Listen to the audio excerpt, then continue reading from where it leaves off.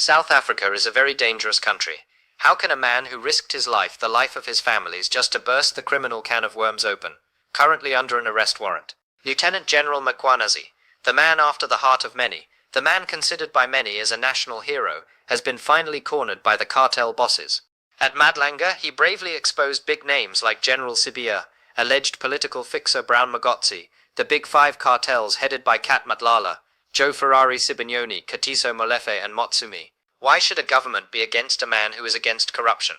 Why are they shielding the cartel bosses, the drug lords, the crime syndicate cops, and after a man who is dedicated to his job? It is obvious. The testimony he gave at Madlanga concerning the link between Sibiya, Madlala, Sibinyoni, Magotsi and Sergeant Nkosi must be the root cause of everything. According to reports, IDAC has issued an arrest warrant against Lieutenant Mkwanazi. Imagine this happening when the likes of Momela, who stole billions, are still roaming the country free. Are you in support of Mkwanazi in this tough time?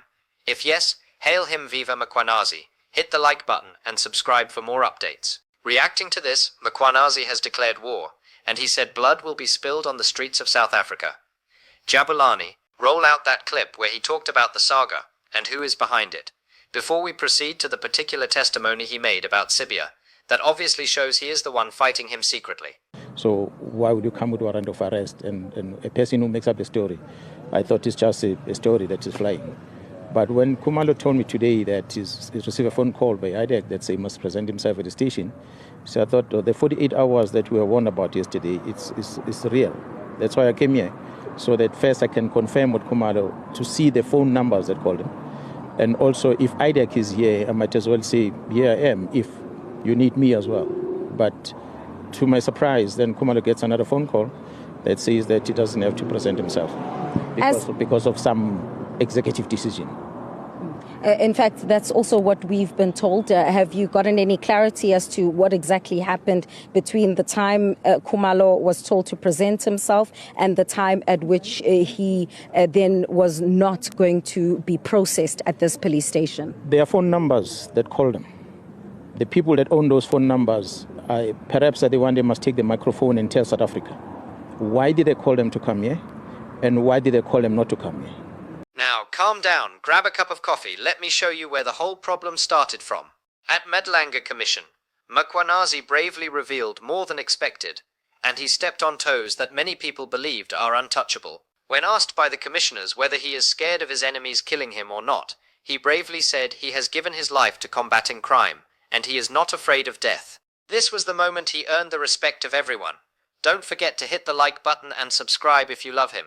Jabulani dropped that bombshell testimony he made about Sibiya, Madlala, and many others. Who is Mr. Mutsumi? It's $1 million question. I'm glad you're asking that question because Jahara Sinona, who was in a meeting with me in Madlala when they told me about Mr. Mutsumi, the Mutsumi's property, the location and everything, and how he and Sibiya operate, they were afraid to read the name. He was afraid to read the name when he appeared at Madlanga Commission. And that made me realize that when they were afraid at the time when they were telling me that I must not disclose that, and eventually when it had to be disclosed at Madlanga, they were worried. We listened to the evidence at Madlanga, how the name of Mutsumi keeps coming up. We hear from even Nkosi as I was testifying, how the name of Mutsumi. This morning I spoke to Nkosi, he phoned me. I asked him, I said, who is this Mutsumi? Why do you share my details to Mutsumi? What is of an interest? Mutsumi was mentioned by Kat at Madlanga. To me, it seems like Mutsumi is a big player. I then engaged, of course, after hearing them with the team in Gauteng investigating. So I don't want to give details about that. But his name is somewhere in the mix and very prominent for that matter. So one would be justified to quickly make an assumption that he may be part of the big five cartel you're speaking about on the 6th of July. What I can tell you that Mutsumi seems to be a powerful person within the police and outside the police. Very powerful. But not in the employ of the police. When I'm talking about the police, the stories are saying that it looks like there's some influence on appointments of the head of DPCIs in different provinces.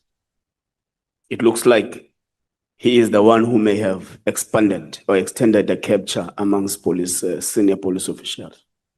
Yeah, well, his name, the way it comes out, and when you see the media not profiling the person and putting him out there, It just tells you the extent of perhaps the influence that the person has in our country, that even the big trusted journalists don't talk about. Okay. Let's now pass and talk about your reporting line as the Provincial Commissioner. Who is your immediate boss? General Masimula, General Masama. that's correct. Do you consider General Sibiya a criminal? From the evidence that I had picked up before the July 6th and what I've heard now, what Madlanga told me about him is true. And you still maintain that there can never be peace between you as a police officer and him because he's a criminal? Well, there was, at the time I made a statement of peace between a police officer and a criminal, not necessarily saying Sibiya per se.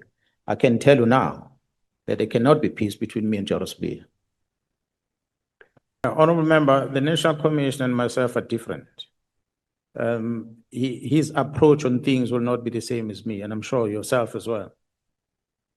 Someone will have asked me, Revelations you made, how have you been surviving?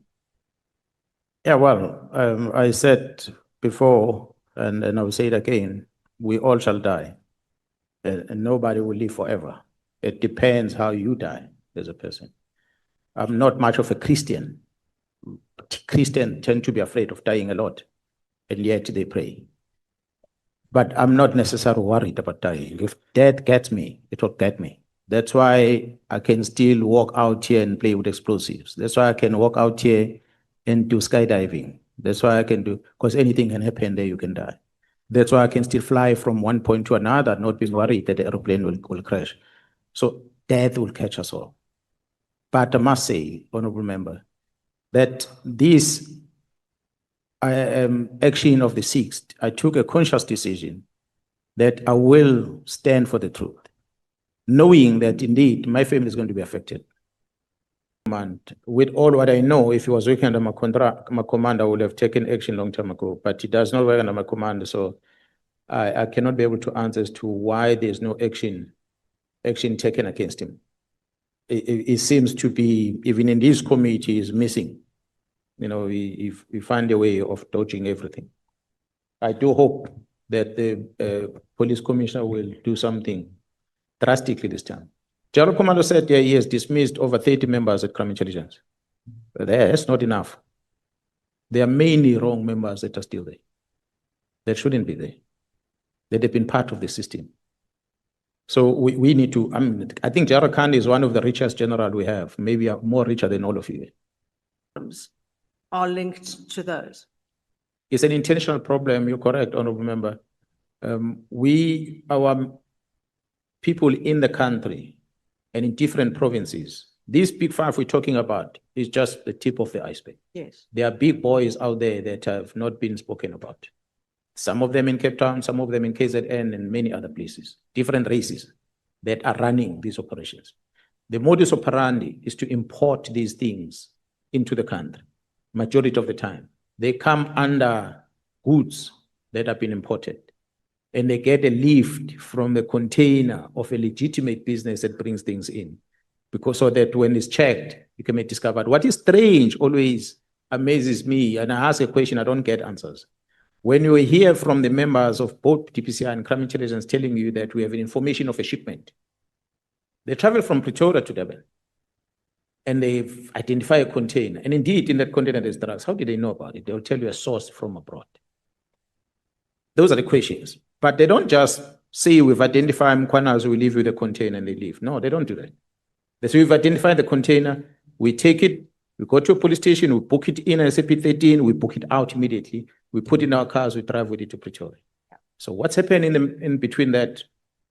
So I've raised these things as a problem. That's why the National is looking at the methodology of making sure things like drugs, when you find the drugs, you must destroy it almost immediately. But with there to be legislation amendments with NPA on that regard. I'm still trying to work out who and which police officers were the ones who, during the riots in around eThekwini, went to the harbour, ordered them to pull down a container that was 3 containers up, and to drop it in an empty room and then leave. And of course, it was filled with ammunition, and it was then looted. And I I know full well there was a truck offloading boxes of ammunition into the Lacey Road settlement. I told both police stations, to the left and to the right. I had people watching. Neither of them arrived. Nothing happened. So someone is running something, and they were running that, and it's hugely concerning because nobody, it seems, has ever been arrested for doing that from within the SAPS. Part of the problem, Honourable Member, I will not know exactly how it came about, but part of the problem, provincial commissioners, Honourable Bredenbach said, what will you do as a provincial commissioner? I don't control the borders as a provincial commissioner. They are controlled by the division at the head office. But what I was told is that, and which I learned later, Durban Port, as you see it, it's not like the precinct of this parliament where you have the gate entrance, then we're in a precinct. When you leave this gate, you are outside. The Port of Durban is not like that. Yes, there are control gates to come in, but the storage of the cargo that is still under customs is kept outside the premises, offsite. So that container is one of those that came in and moved from the ship to the truck. The truck took it to a warehouse that is outside the premises of the port. It was kept there. So when that looting then happens, the opening of it, someone knew that there's ammunition in there. They would not have guessed that container out of thousands of them. But there are many containers that are still under customs that have not been cleared. In other ways, they're still within the port. They've not been released. But in the true sense of things, they are not in the port. They are sitting 5-10 kilometers out of the port. Are you satisfied that you have sufficient evidence against Lieutenant General Shadrach Sibiya to have him arrested, charged? From what the case I opened in KZN, I'm confident with that.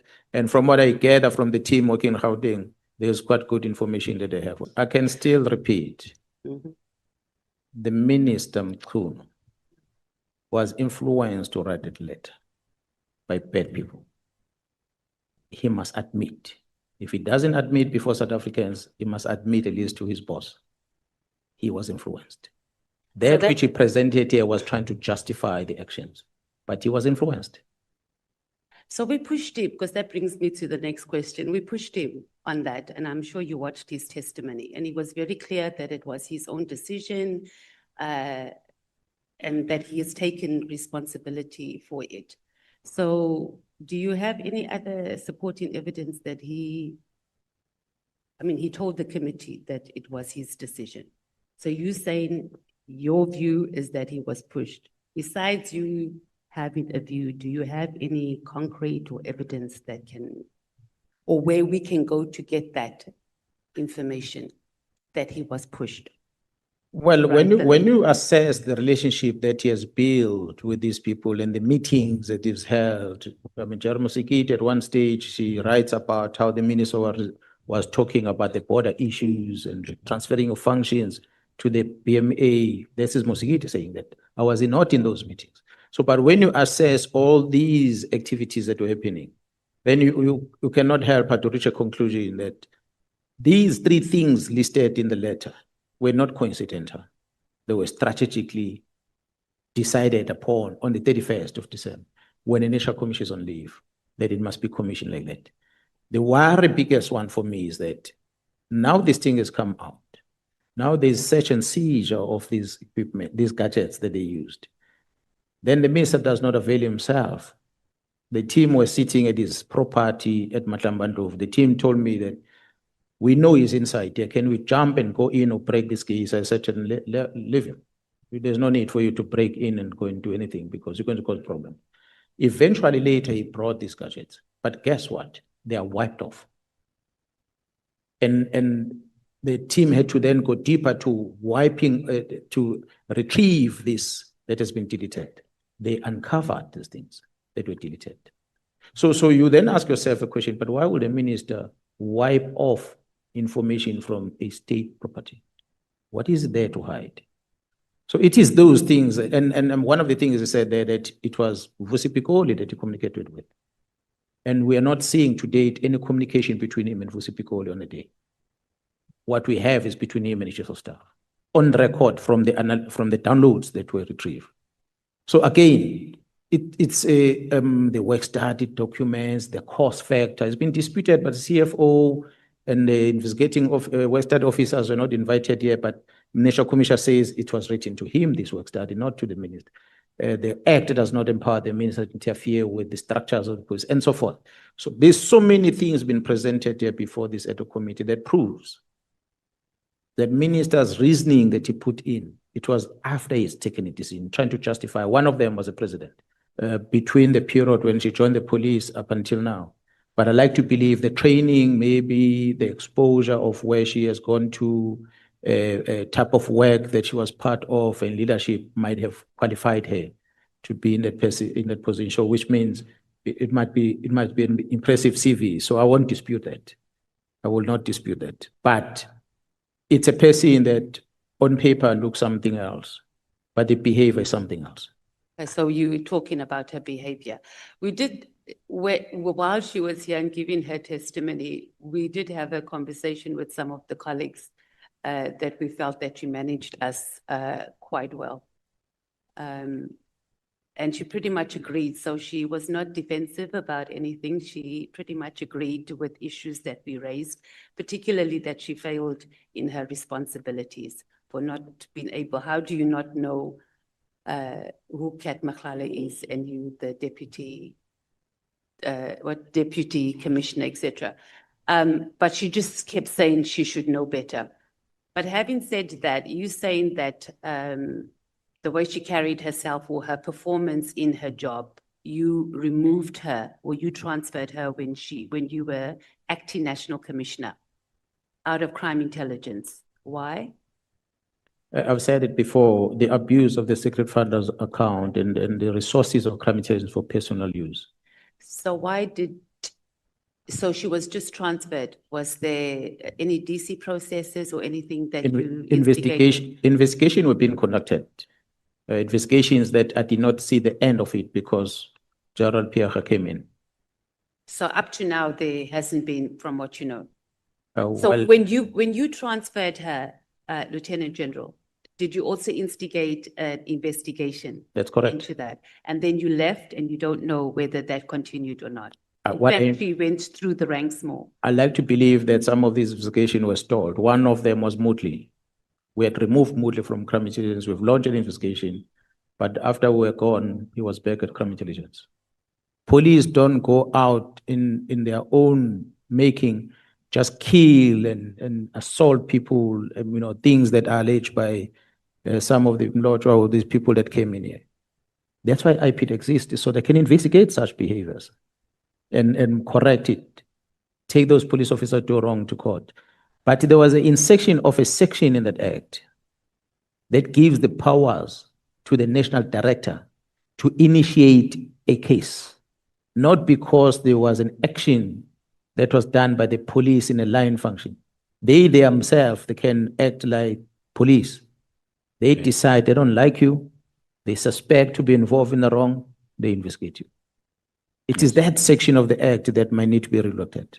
You remove that section, IPID become a vanguard of the police on what police does and be able to correct. That is one. But on the other side, IPID must be capacitated. If we're to really look at it, pains me. Well, I'm not working for them.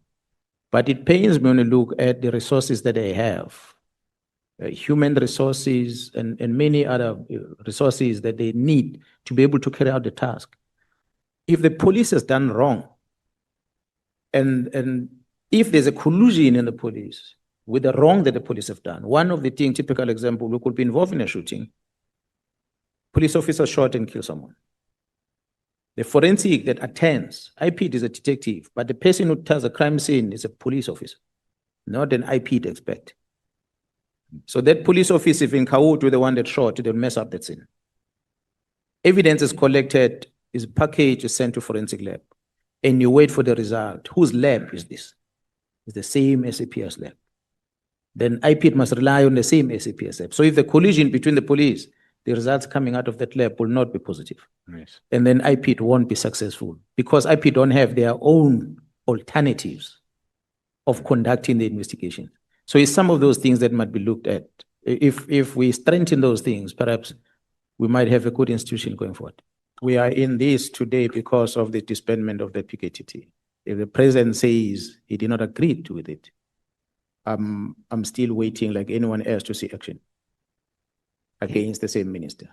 So what the information I have is the role that Sibiya was playing in this process of disbanding this team, his active role that he was playing, and how he was engaging with the minister, the relationship. There's WhatsApp communication, how he influenced the ministers, deputy ministers, how to manage the National Commission. We spoke about it, the evidence is there. Well, I was not there, and I will invite you to get the Director General at the Civilian Secretariat, who was a secretary of the panel when they were looking for the head of DPCI, to come and tell you what happened in that panel and how the minister wanted Sibiya to be in that panel, only to discover that he does not meet the requirement. So with all that put in place and what we see happening, the Sibiya's attitude, I cannot help but to conclude that with that information we receive was correct, that he will have been the next person walking into that office. Had that been done, we would have closed shop today. And I must, with the support of Mr. Adams and anyone else, it's true. I did mention when I was here that the National Commission was a dog prison. So Mr. Adams didn't thumbs up that. He took it from me. Okay. These are some of the things that I wanted to speak about when I come here. But I then thought, Brown Mahot is just an information peddler. He hears things and he claims to be having knowledge about it. He gets involved in some of the things, but then exaggerate his involvement on some of things. I do hope that the USA as a country, independent country, and Israel take action against Brown Mahot for that what she said. He withdrew it here, but I wish they take action against him.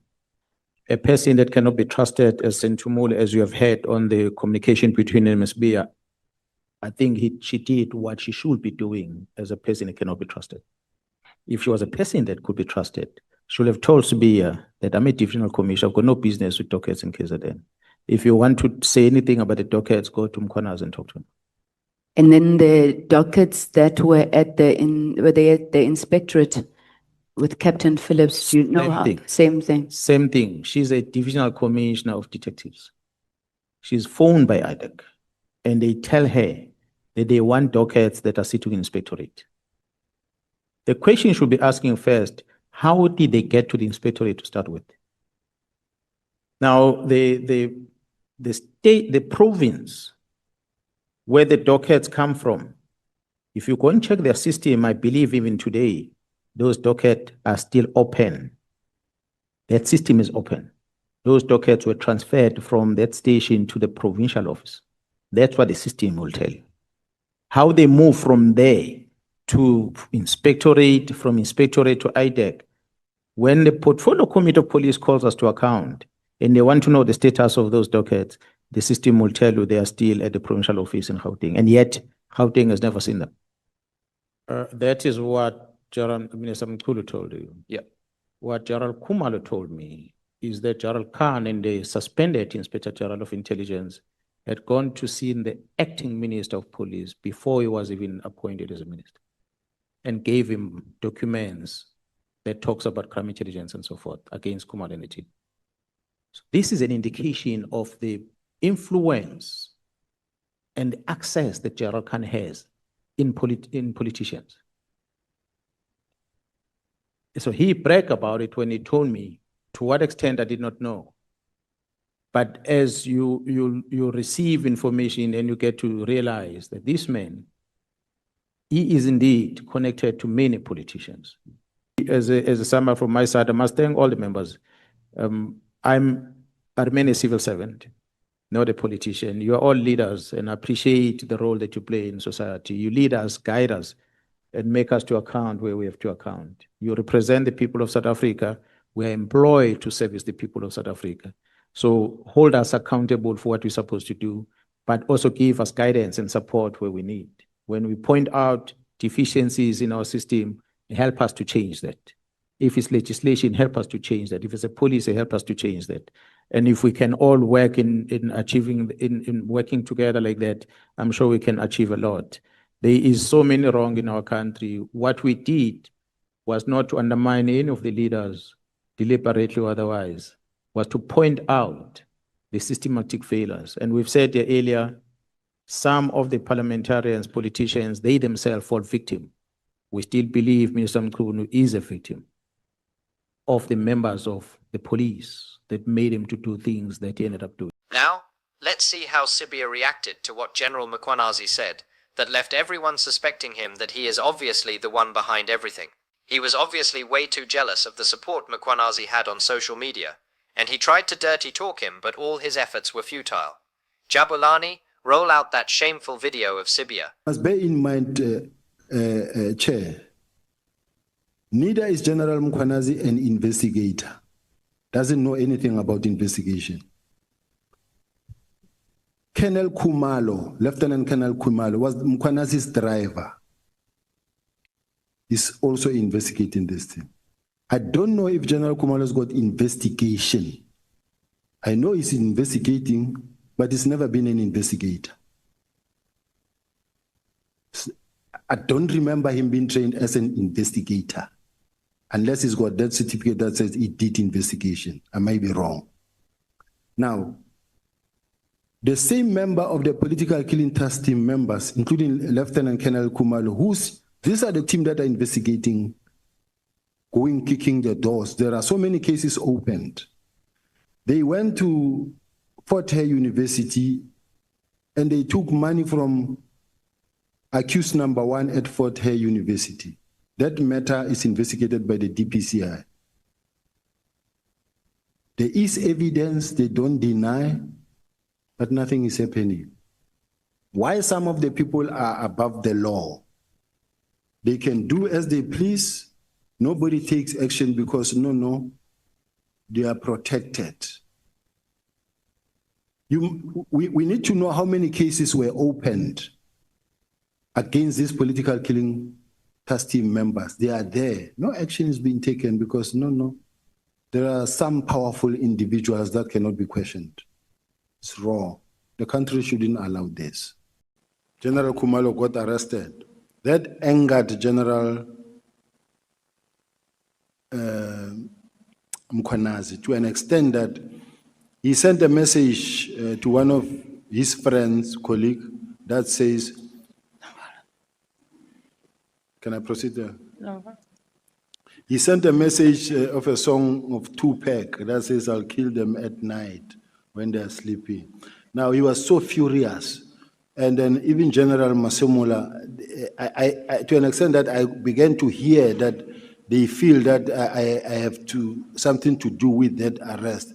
I ended up calling the National Commission and saying, NASCOM, I don't know about this arrest. Nobody knew. I didn't even expect it because this thing is something that happened within CI.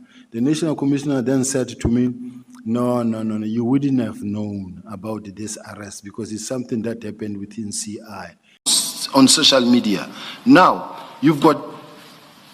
Does General Mkwanazi have his own accounts, social media accounts, or does he have a presence on social media through posts by other people?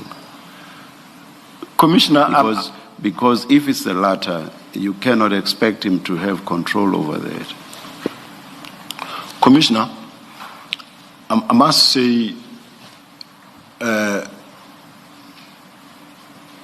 directly or indirectly, there's no way he's not involved. For simple reasons. No, can you answer, does he have his own social media accounts? Yes or no? I don't know about that, Commissioner. So I'm not sure that it's fair then to make the point that you appear to be trying to make. Because he has no control over what other people post about him. May I respond, Commissioner? Yes, please.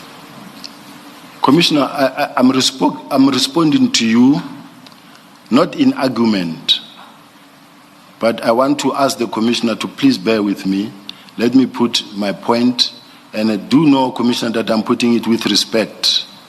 And where the Commissioner says to me, but I don't agree with you, I will then keep quiet.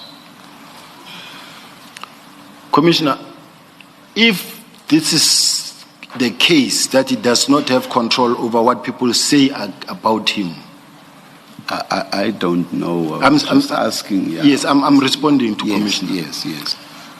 It cannot be that it is only about General Mkwanazi, not any other provincial commissioners, because many commissioners, if you ask them who's the provincial commissioner of Northern Cape, people won't know. But what I want to say is that all the pictures, all the photos, whether it's camouflage, whether in everything that is happening on a daily basis about General Mkwanazi is on social media.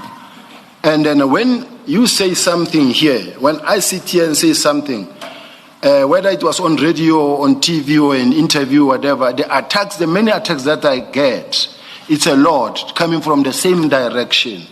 And then the excuse that says, I'm not on social media and I'm not the one and I'm not responsible, I don't agree with that notion. But I can leave it there, Commissioner. This is where I will leave it. But what I want to say is that social media has been... Sorry, just before you go on, I just want to clarify this, because